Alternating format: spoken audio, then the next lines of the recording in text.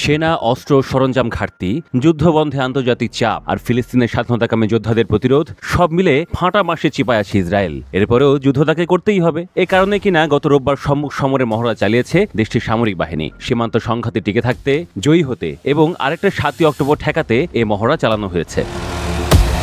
ইসরায়েলের প্রতিরক্ষা বাহিনী আইডিএফকে আরও শক্তপোক্ত বানাতে, নিয়মিত অভিযান থেকে শুরু করে জরুরি পরিস্থিতি সামাল দিতে, সেনাদের নিজেদের মধ্যে বোঝাপড়া বাড়াতে এই মহড়া চালানো হয়েছে বলে এমনটাই জানিয়েছে আইডিএফ সূত্র।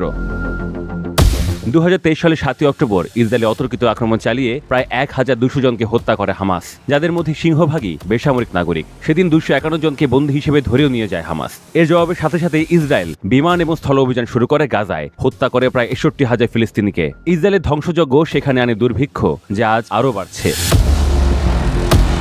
আইডিএফ জানিয়েছে, মহড়ার অংশ হিসেবে ইসরায়েলের সেনাপ্রধান দেশটির নৌ ও বিমান বাহিনীর সাথেও পর্যালোচনা বৈঠক করেছে। ইসরায়েলে হামাসের আক্রমণে ২ বছর পূর্তি সামনে রেখে এই উদ্যোগ অপরিহার্য ছিল বলেও উল্লেখ করে আইডিএফ।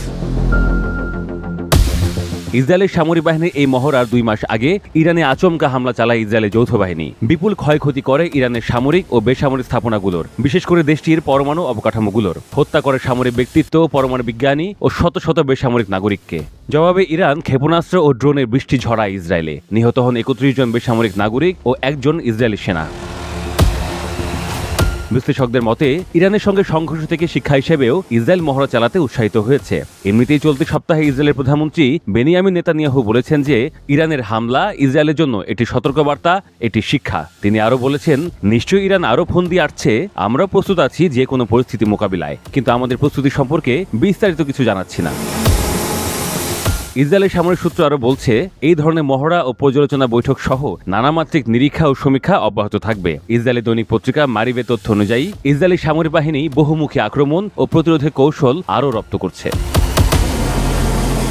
এছাড়াও অন্যান্য প্রতিবেশী যেমন সিরিয়া, ইয়েমেন, লেবাননকেও মাথায় রাখছে ইসরায়েল। অতি সম্প্রতি হিজবুল্লাহকে উস্কে দিয়েছে ইসরায়েল। সিরিয়াতে গিয়েও গন্ডগোল পাকিয়ে এসেছে সম্প্রতি। ওদিকে হুথিকে সামলাতে হচ্ছে প্রতিনিয়ত।